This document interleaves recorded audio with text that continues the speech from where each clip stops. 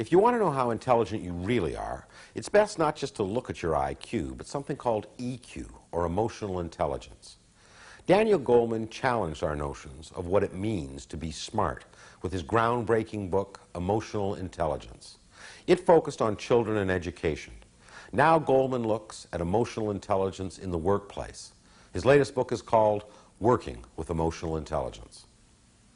You have literally added a new phrase to our vocabulary, emotional intelligence, and that your research increasingly suggests that this is probably even more important than traditional measures like IQ.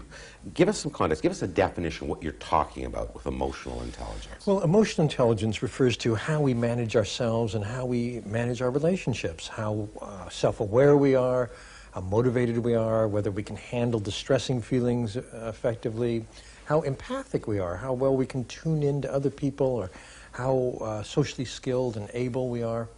That's what emotional intelligence means. And I wouldn't say it's necessarily more important than IQ, but it's certainly as important, and it's been extraordinarily underrated. So this is more than just kind of being nice to your fellow workers or hanging loose and having a good personality. Yeah, it's a misconception that this means being nice. Right. Actually, it might mean being blunt. Telling someone, bringing something up that they've been dodging, that they've been avoiding, but really is consequential, may be painful, but you've got to face it. That is most intelligent, if you do it effectively. Right. Now, you walked over them fairly quickly, but that there are 5 skill sets that you've identified being the component parts of emotional intelligence. Review them for us quickly. Number 1, self-awareness. Number 2, self-awareness being knowing your feelings, being in knowing contact. what you're feeling and using your feelings as a guide. Right. You know, your intuition comes to you through a gut sense, and if you're going to make life decisions in keeping with your deepest values, you've got to listen to how it feels, as well as to what your rational mind tells you. So self-awareness is one. The next is managing your emotions. You know, do you fall apart under stress? Do you have temper tantrums? Do you say things to people you wish you hadn't said?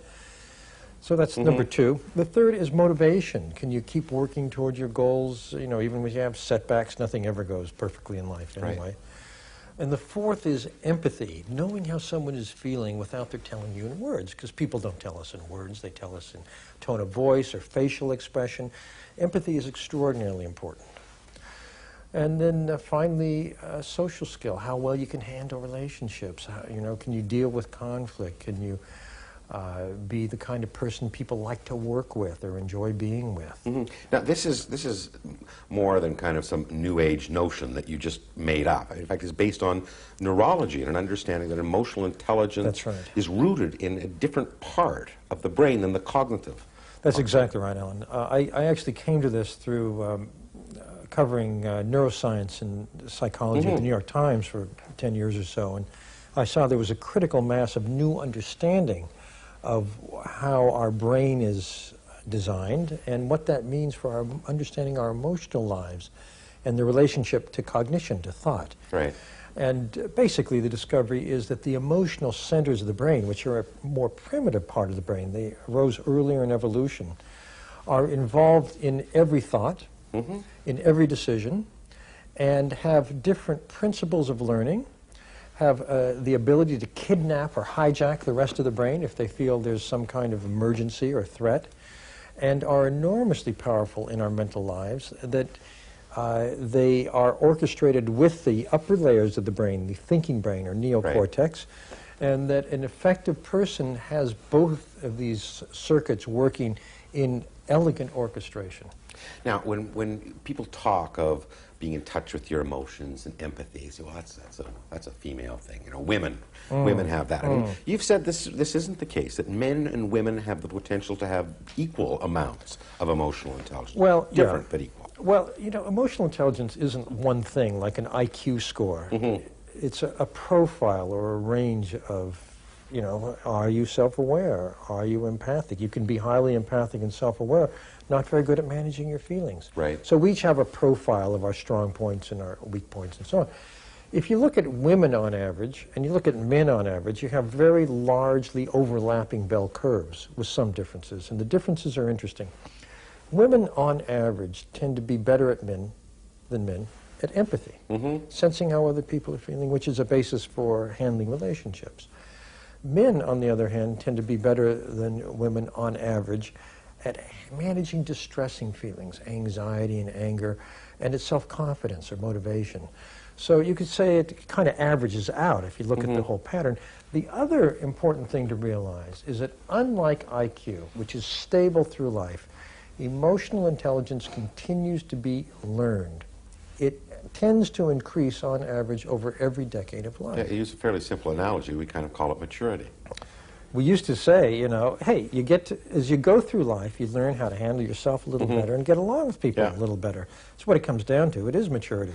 And the good news is, if you didn't get something, like you really are tuned out of people, or you fall apart under stress, you can learn at any point in life to get better at it. Right. Now, you've taken your earlier work, which focused largely on children in the educational system, into the workplace. And in doing so, I mean, you've interviewed and analyzed over 500 different corporations and talked to people what they're looking for in different skill sets for all kinds of different job categories, and found, lo and behold, that emotional intelligence is, you know, kind of 2 out of 3 in most jobs, and as you get higher, it becomes almost exclusively the things that matter. What kind of attributes are these companies telling you they're looking for? What's important?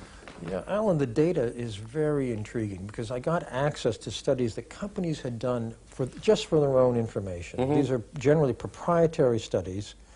A company wants to know, in a given position, you know, clerks, managers, accountants, what are the qualities or abilities that make some people real standouts and other people just mediocre? And there are basically 3 domains of ability. There's cognitive ability, or IQ. There's technical expertise, what you've learned that helps you at your job, like a computer program or something like that.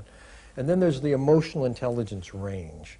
And it turns out that across all companies and for jobs of all kinds, in terms of what distinguishes star performers from average, emotional intelligence is twice as important as IQ plus technical skill combined.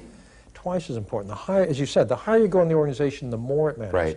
For top executive positions, it's about 85% of what distinguishes the best from the average. IQ and technical skill are entry-level abilities.